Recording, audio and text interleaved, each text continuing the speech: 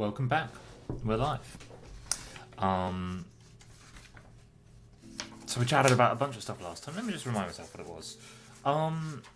This thing I'm calling network calculus, for lack of a better name.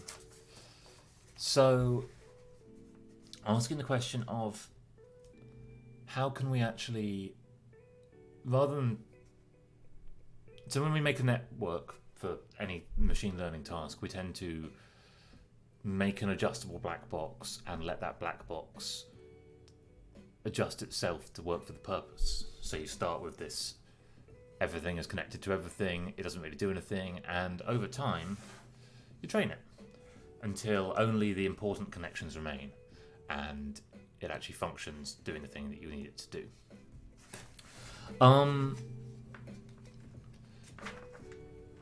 And so that was a whole talk about like how we make these networks and how we go about finding the optima in any particular space. Then I talked a little bit about, by the way, this isn't you need to go back, this is just me reminding myself, about a particular example of a network, a XOR network, and then even a bit about something like the question of finding the warmest part of a fish tank, which I think is a really nice question that I recommend just putting it in your head and going over a bit, seeing what you can get out about it, because there is no right answer to that question, and the pragmatic answers you come up with are fascinating, and thinking about why they would work, when they would not work, like how susceptible they are, how reliable they are. And if you can do this for a fish tank in 3 dimensions, you can do it for a 2-dimensional shape, or even huge dimensional shapes. And for these really huge dimensional networks, where we can turn each one of those connections, those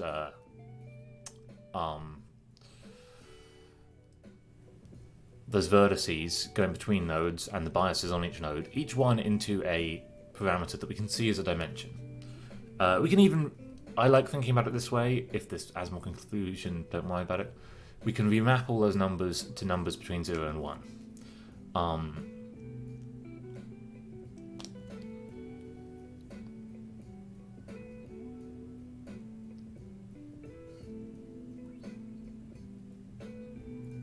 Like, a good example of how to do that will fit for any number is, well, if any positive number, if you remap the number from 0 to 1 to 1 over x, then you've got all numbers from 1 to infinity on that range. Play about with that a little bit and you can make any number you want, basically.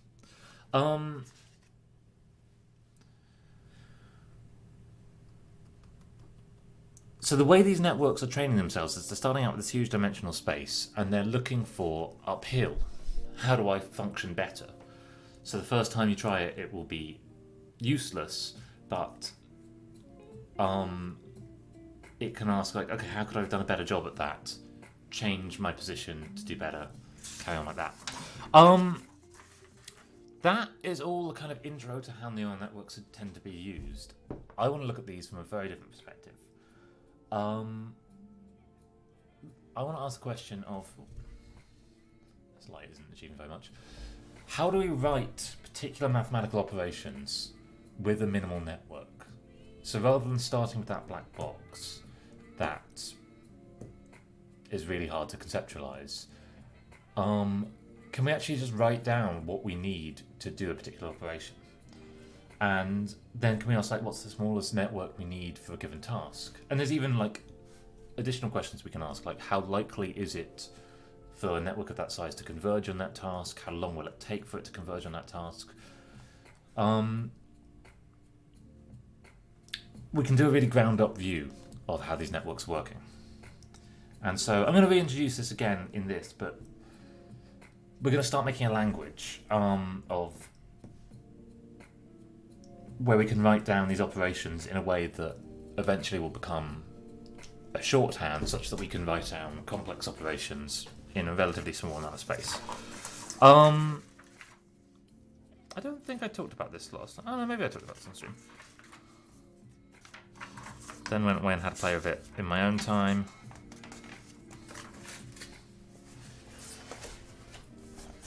Now we're here.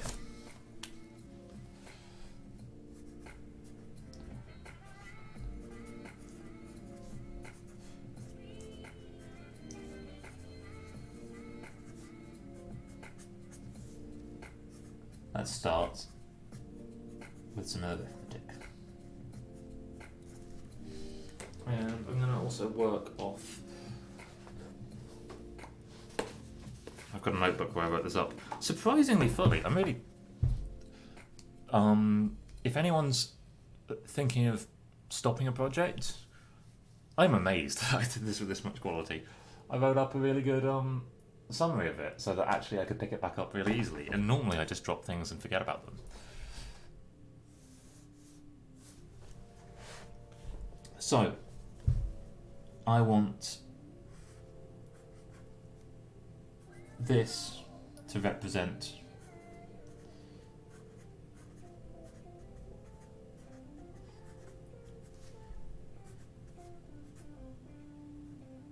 a vertex. My language, by the way, if you're hearing it and you're thinking like this is hard to understand, it's not the nomenclature of machine learning. Some of it is, but it's quite all over the place because I'm basically self-taught on this stuff. So don't be shocked if things are hard to understand. And also always do not feel like the reason you don't understand something is because you are not intelligent enough. It just takes time and it comes in leaps and bounds.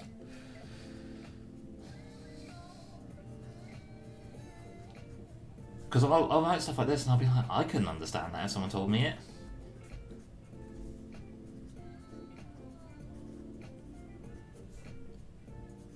So, if this vertex comes from a number,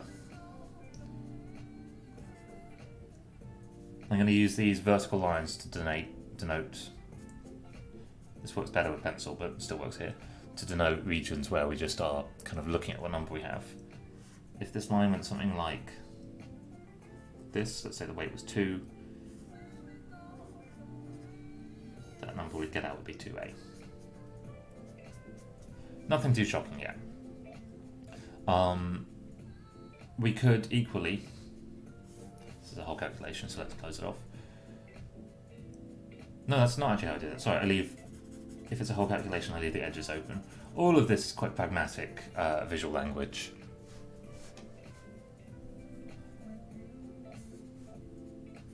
Let's just give a slightly more complex example. It could be a variable, it could just be a number. We could be doing multiple things to it, so we could say half. We could multiply it by lambda. And this one we can multiply by, oops. These will be different numbers. Multiply by a half as well. Which would give us a over 2, lambda a at 2. So right now we're not really doing much, we're just multiplying numbers through. One thing that's worth noting at this point is that I can, let's say I'm doing an operation like, I'm going to start with, so the only thing we can do at this point, the only thing that comes out of this is multiplying numbers.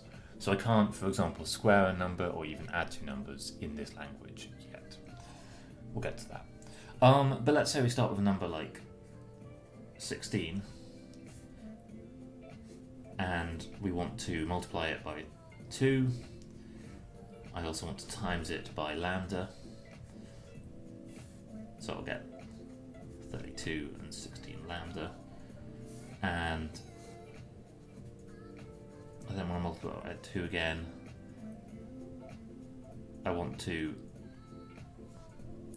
let's say I multiply it by lambda up here, then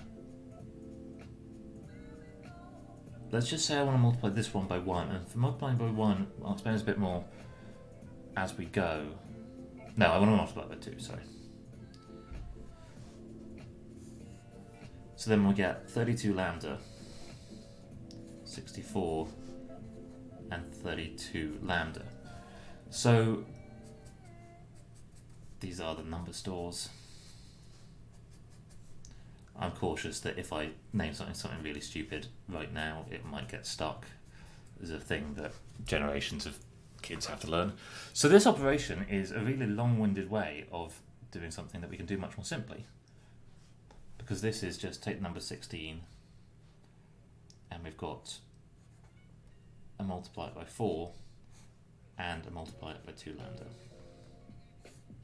which will give us 64 and 32 lambda.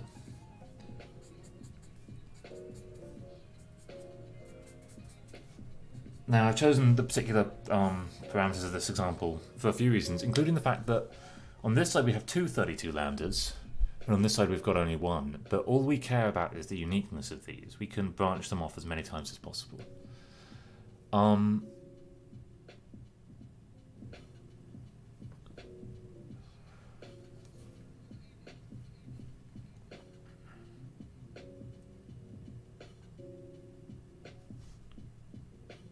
Okay, I hope that's making sense.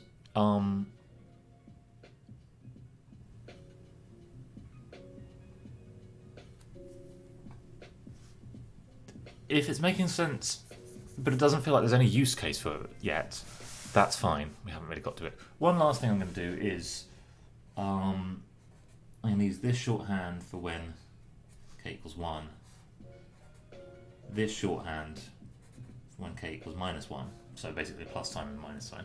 Sometimes I might even be lazy and just use an arrow with no k for k equals 1. And if k equals 0, or even it's much smaller than the other parameters of the system, then effectively there's no link there. Now this we're going to have to be really careful about, because sometimes you multiply something by a small number and you get back a number that is small but isn't negligible.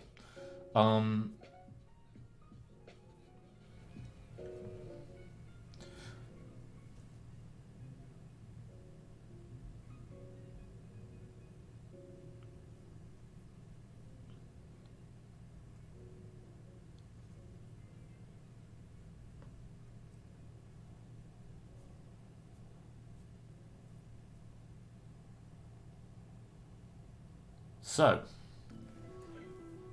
in terms of the bit of the neural network that we've represented, we've got the bit which, using the language we were using yesterday, let's say we've got 12 in here.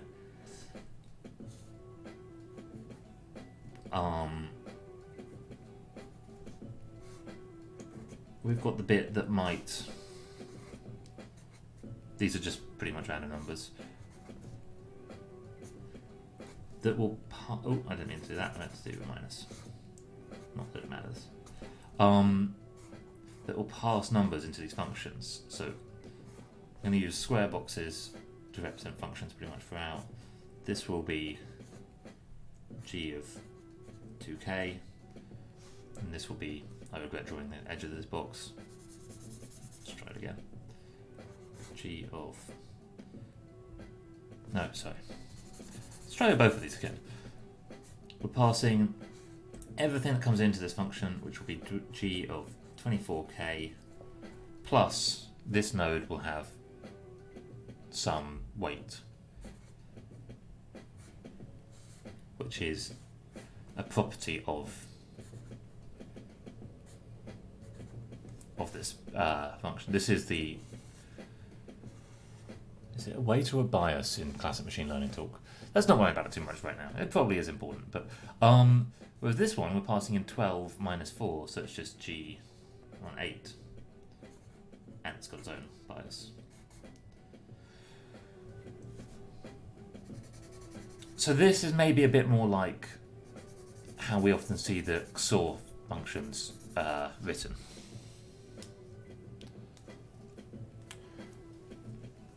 So let's start building up this language, because this is in its way a programming language, and it is in its way the programming language that neural networks are using.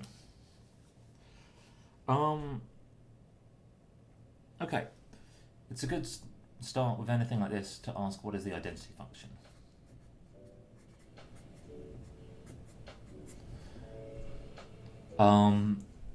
A function, I'll use this sometimes for function, that returns its input. So if that doesn't make much sense, like for arithmetic, if you're doing addition, the identity function is plus 0. Don't add anything to it. If you're doing multiplication,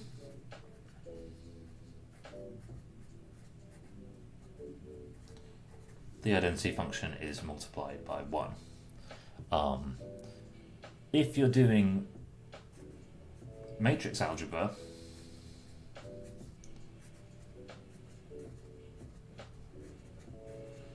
the identity function is actually now a particular matrix with the form 1, 1, ... Doesn't, it could be any size, and then big zeros here. So in different parts of maths, the identity function can be very simple or more complicated. It's never going to be too complicated. If it is if making a value stay its own value is complicated, then you're probably using a pretty inefficient form of arithmetic. So what's the identity function in this? What's a way in which we can pass a number, I won't write the k's yet, to a function and return that number?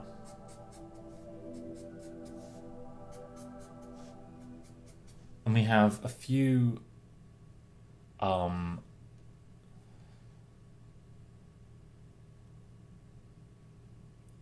steps we can take here.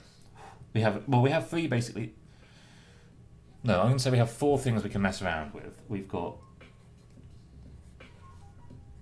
2 vertex weights, which are this and this. We have the actual choice of the activation function.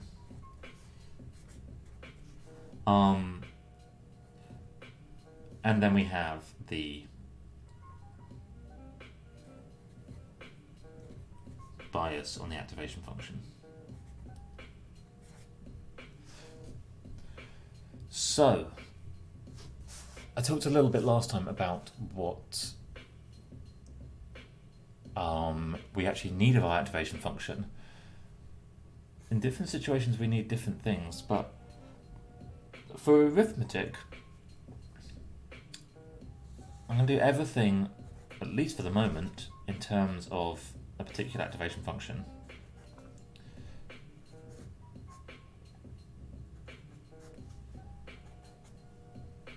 The swish function.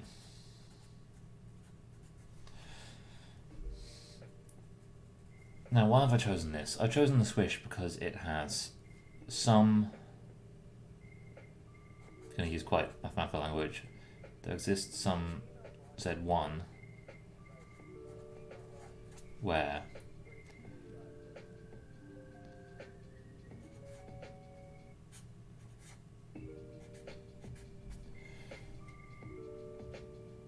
let me write that actually a bit better. G dash over G at Z1. So I'm trading 1. in more human language where the value of the function is small but the gradient is large. So the swish, that's really easily satisfied. There is a point where the gradient is some finite number and the value of the function is 0 because the swish passes through 0, 0.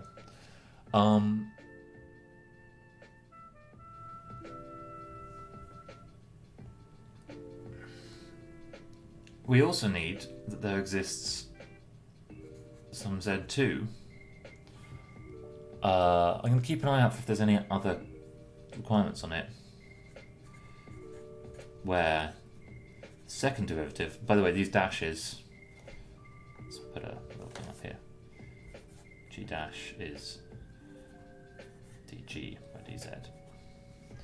dz. Being a little bit scruffy about whether or not it's partial derivatives because I'm a physicist and we're lazy and we don't know exactly what we're doing, we just work it out.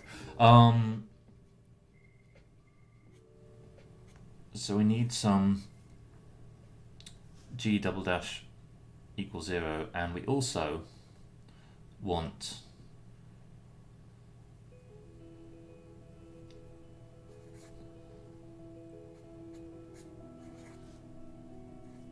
there to be some second derivative generally. So there can be multiple, Z1 doesn't have to be just one point, there can be a few points where this is true, there can be a few points where this is true. We just need all these properties. And as we go through, we'll see why these things, why are these the properties that we're demanding? Well, because they make arithmetic concise.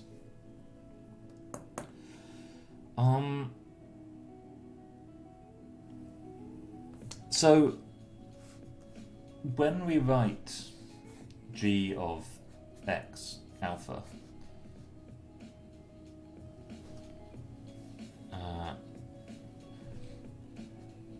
I'm going to always treat that as g of x minus alpha. So just shifting the whole function by alpha. These probably should be differently named functions. Let's call this epsilon. I think I did this yesterday as well on stream. You know what, I've said g everywhere. Let's call it f of x alpha. The function that goes in the box is some function that can just be expressed as g of x minus alpha. This x is the weighted sum of all incoming vertices. Sorry. I am trying my best to not use too much unnecessarily technical language. Oh, that's better lighting.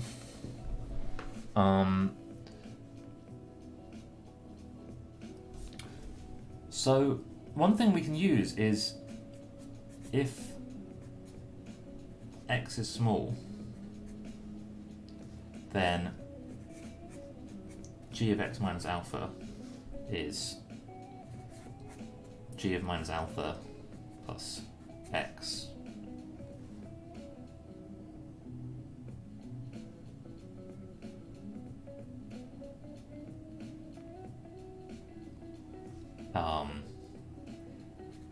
G dash at minus alpha plus, I could go all the way, but I'm not going to go too far. G double dash at minus alpha. So this is a Taylor expansion.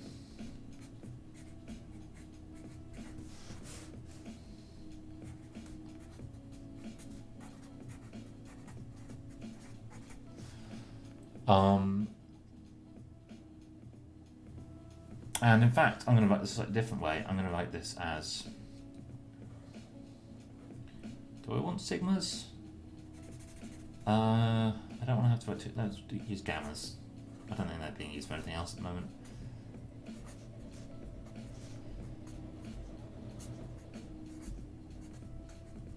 We can write these as constants for a given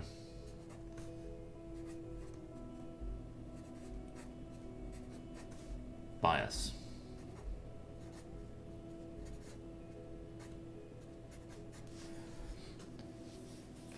So we need x to be small. So the first thing we're going to do is multiply our alpha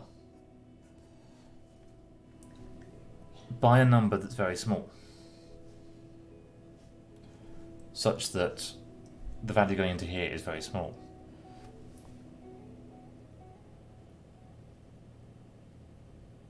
Then we need to ask, like, okay, what point are we expanding it around? Well, we're going to expand it around the point where this is true.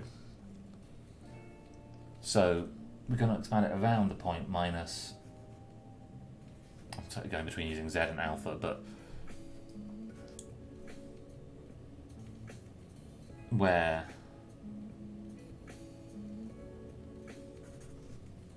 we only have the first derivative, so that this term is pretty small, and so this is giving us out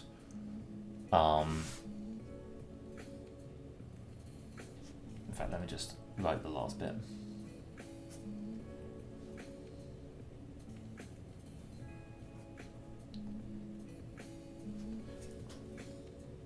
So that is our identity function.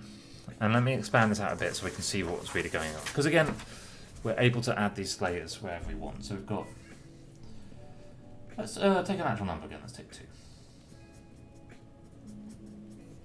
And we're going to multiply it by by lambda, which is very small. And we're going to get 2 lambda, which, you know, 2 is a normal size, but given that we multiplied it by lambda, this whole thing is very small.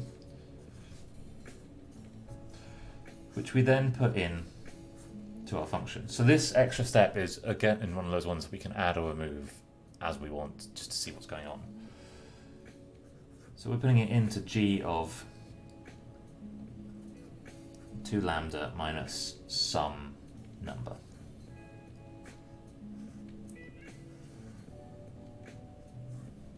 And now here's where we're being clever about picking that number. If we have the swish again.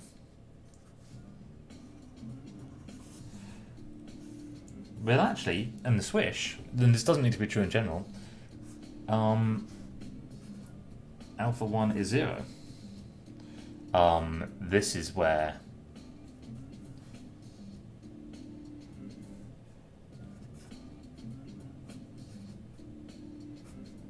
the first derivative is much greater than the actual value. In fact, it's infinitely greater. The actual value is 0.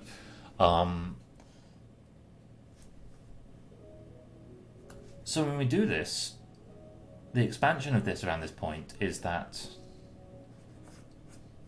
g of 2 lambda minus alpha 1 is gamma naught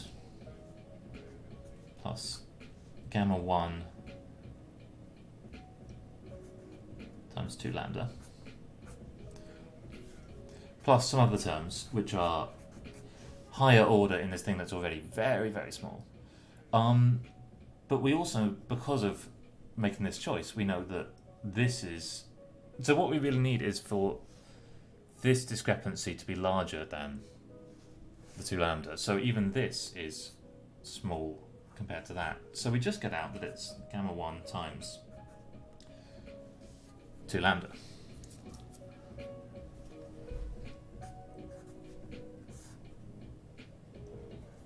Two lambda gamma 1.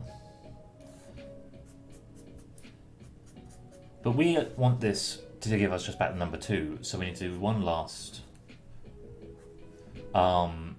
step, which is to divide through by lambda to make it back into a reasonably sized number, and to divide through by gamma 1. Remember, gamma 1 is a property of the function. It's not a property of the operation we're doing. So it's a number that we can just find, like for the swish. In fact, in a sec, let's do it. Let's just find gamma 1 so that we have it. And this gives us back 2. Cool. So that's quite a lot of work for getting back the number we put in. but we're starting to get somewhere. We can actually now write this. We can say, okay, it may not be beautiful, but for a function that has these properties, we can write an identity function, which I'm going to write like this. That gives me back whatever number we put in. In fact, let's make that.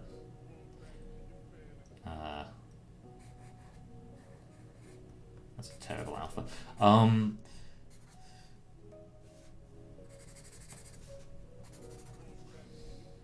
It takes A and it gives back A. I'm not going to explain what these 1-1s mean yet. We're going to pick that up as we go along. But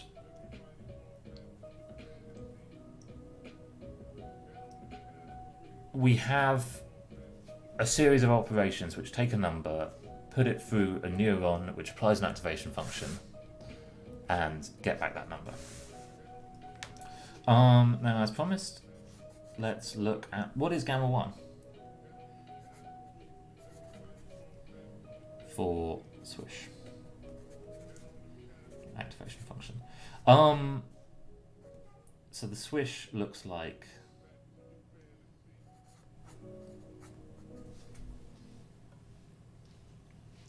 let's just look it up.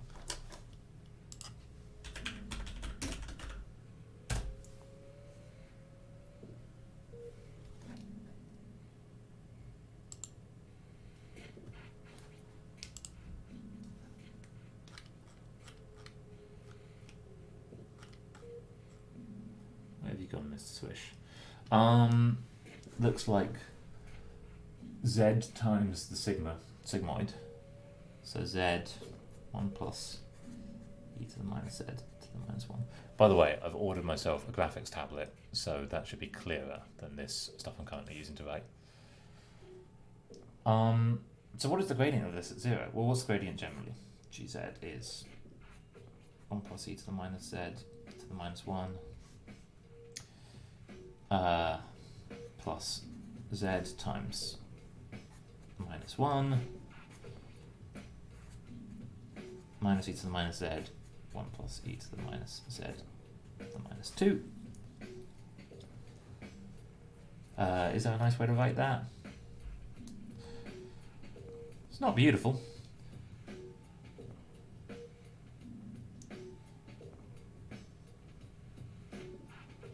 I think one nice way to write it is it's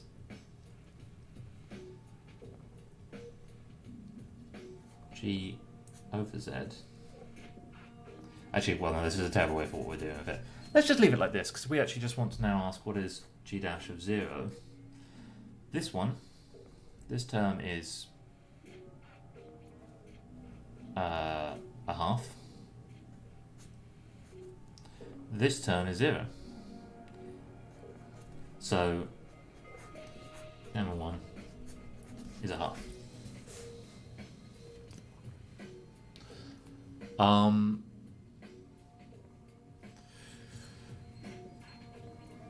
In your own time, as an exercise, if you feel so inclined, go looking at the swish and looking at like where things like this differ. For example, I haven't yet found a place where it's useful, but there's a place here where the value of gamma naught is finite and the value of gamma 1 is 0. As you get out here, the values tend to think pretty much always, if you come across a function, start playing about with it if you feel inclined, and you tend to learn something. So we have our identity function, and I've called it this thing for some reason.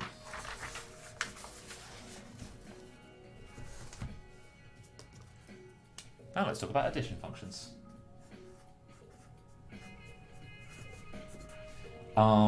So what we want is, if we start with two numbers, A and B, how do we get to A plus B?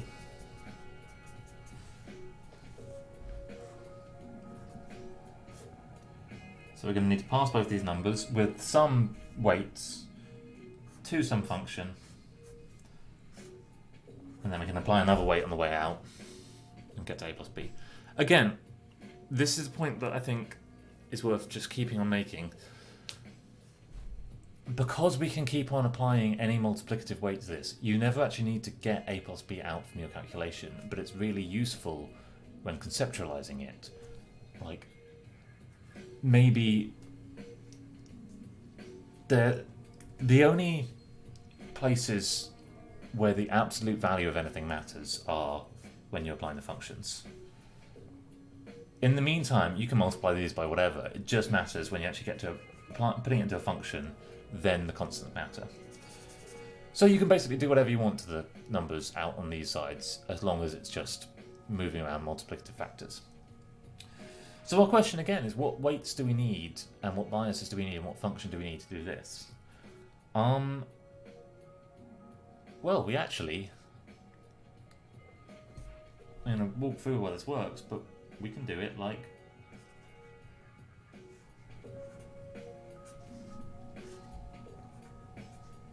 this. Oh, I'll get trying it that way. Again, still haven't explained what the 1-1 means, but we'll get there.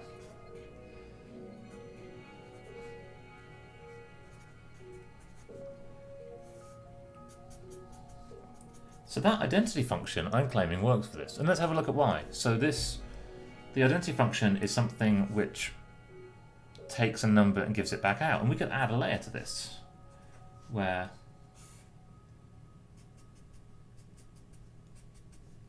when we've done this,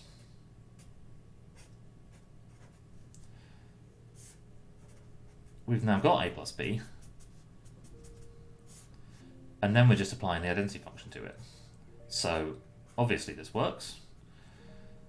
So why did we apply a function to it at all?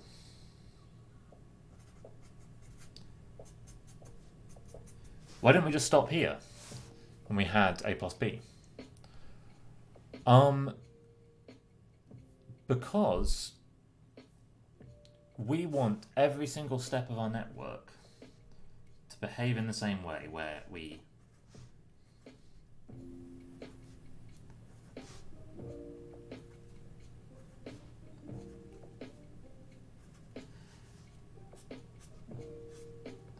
pass functions, we pass some numbers at the beginning, we send them through some multiplicative weights,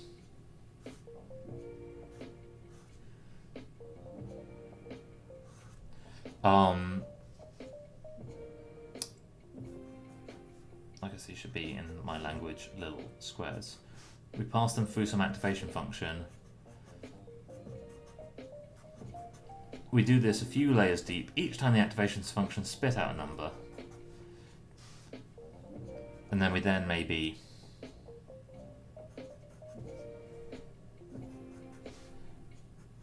so we pass them through 3 more.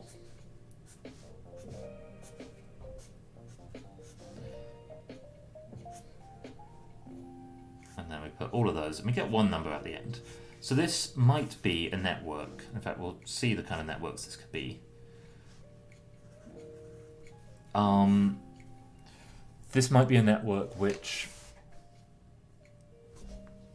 finds out if a number is positive. If it is, does a certain thing to it. If it isn't, does a different thing to it. But we want every single step of this to behave the same. So we actually have to have it has to pass through an activation function at every single step, because otherwise we have to start designing the granular little details of our network, and we don't want that. We want to use the most generalizable form and then just fit it to our purpose. So, although a plus b might be a number that you've already got out before you put it through the activation function, you actually have to put something through an activation function to move it onto the next layer. To put it another way, like, given how these are connected, this could be, this one here could be a addition function, and will give out the value of a plus b along all these lines. But although it's not drawn very clearly here, there's kind of definite layers. One, these 4, these 6, these 3, and this one.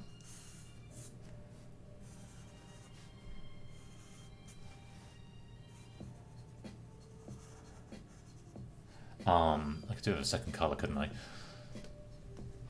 We can't just... Even though all we need from this thing is to produce a plus b and send it out to a bunch of other functions, we can't just get a and b to here, because then we'd have had to have designed a network which kind of some things went to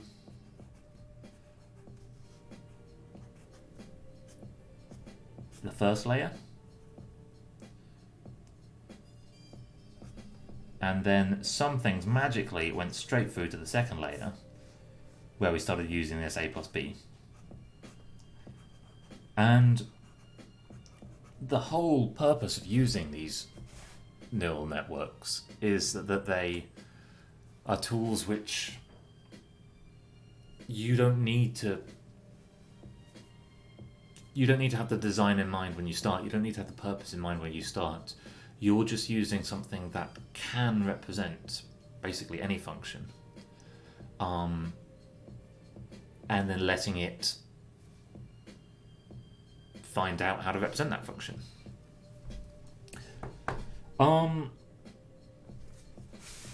Okay, I reckon lunch is probably in a sec, so I'm going to go in a moment.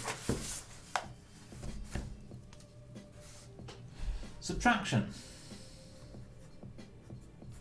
Well, subtraction, just like in arithmetic, is just bad addition. Come at me, big subtraction. So if I put a positive weight on this and a negative weight on this, put it through a identity function, positive weight on the output, I get a minus b.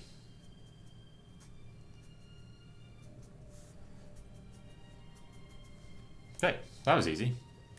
Now, to finish up for this video, let's start getting to something cool. Let's get to multiplication. And I'm just going to draw this out, and then I'm going to go into the details of why it works. This, seeing this was the thing that got me really interested in this problem, and this was not something that I came across, that I invented independently. This is from a paper, lovely paper, called basically Why Do Neural Networks Work, I hope I'm spelling the names right, by Lin, Tegmark, and Rolnick, 2017. It's open access, it's on archive, it's online, anyone can go read it. This is just one little detail that I'm picking out of it, but this one really got me thinking. So we want to get from A and B to AB.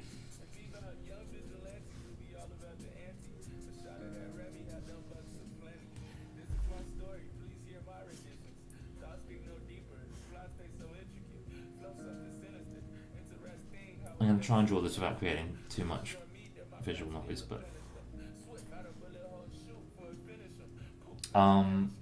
you know what? I have other colours here. Let's use other colours for the B ones, not because they're behaving differently, but just so we can see things clearly. Let's use red.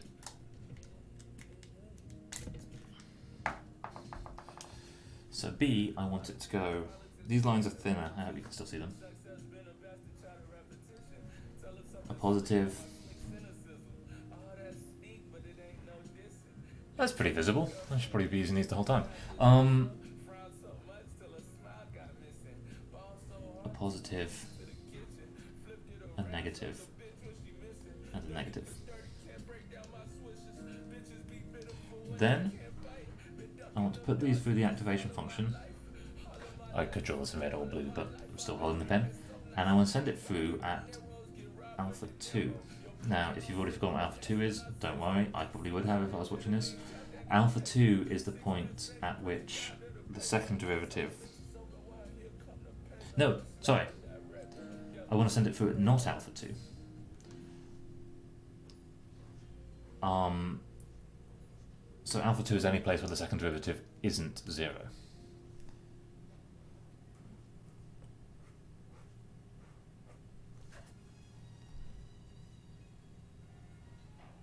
Then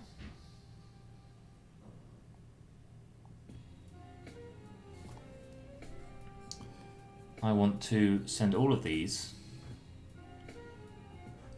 all together. I'm going to split it up a little bit. Plus, plus, minus, minus, yep. To here, we'll add one more layer, then over 4 gamma 2. And this middle layer is, as you might guess, 4 gamma 2 AB.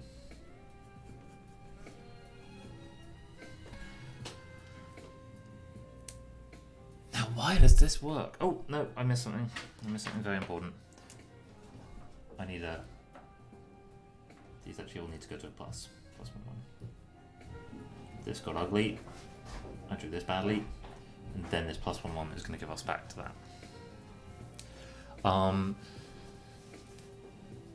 Because we can't just recombine stuff as and when we want. We have to always put it through a node to do it. You know what? I don't think it'll be too bad. I'm gonna write over this whole thing and try and do it a bit better. So we've got all these being sent to not alpha 2.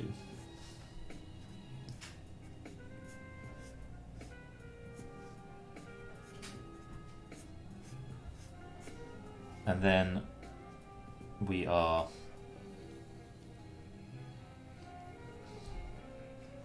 I'm going to skip a step actually, and please forgive me for that. And I'm going to say these are multiplied by kappa and minus kappa, where kappa is 1 over 4 gamma 2. Then we put the whole thing into a plus to just recombine all those elements, and then we get out AB. So sorry about the visual noise of the doubling up the red lines. The only red lines that are now actually here are these ones.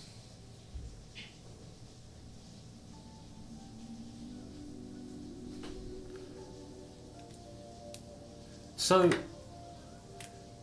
now let's maybe make a little bit more sense about what this 1-1 notation is. Another way I could write this is that A and B can be multiplied together in a network which has 4 nodes and then 1 node over 2 layers.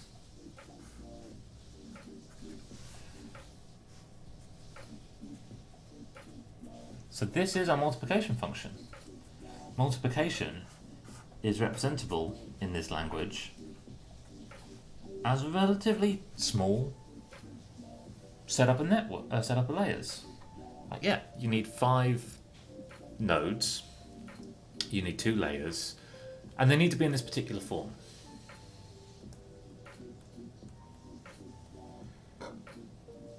So why does this work?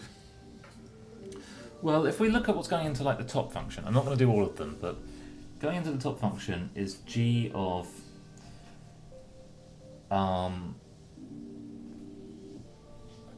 a plus b minus some alpha. All we know is it's not alpha 2, let's just call it alpha tilde. Which is sigma naught, so gamma naught, we haven't said anything about gamma naught, plus gamma 1 a plus b plus gamma 2 over 2 a plus b squared. Where again, gamma naught is g of minus alpha, gamma 1 is g dash of minus alpha, gamma 2 is g double dash of minus alpha. So in here, in this term, is hanging out our AB, because if we actually write out all the terms, we get gamma naught plus gamma 1 a plus b plus gamma 2 over 2 a squared plus b squared, and then the one that we actually care about is gamma 2 over 2 a times b. But we've got all these other terms. This is what we want. But we've got to get rid of all of these, and this is why we do this operation 4 times with slightly different inputs. Like this one, we put in b minus a. This one we put in minus a minus b. Then we again have different signs on these things when we combine them all. And this is a great exercise to do in your own time at home. Go through and check. With these four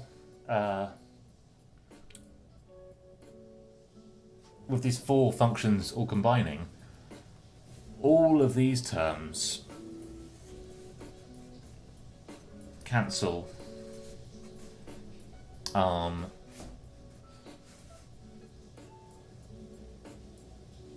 when we sum over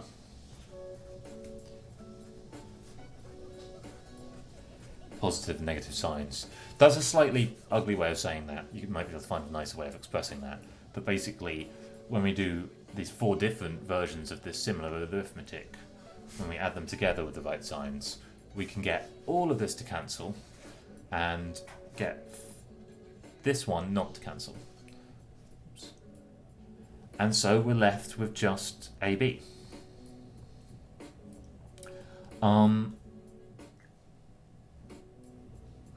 I think this is probably a pretty good place to stop. If you've watched this, I hope you enjoyed it. I'll keep on adding to this little series as I go. And yeah.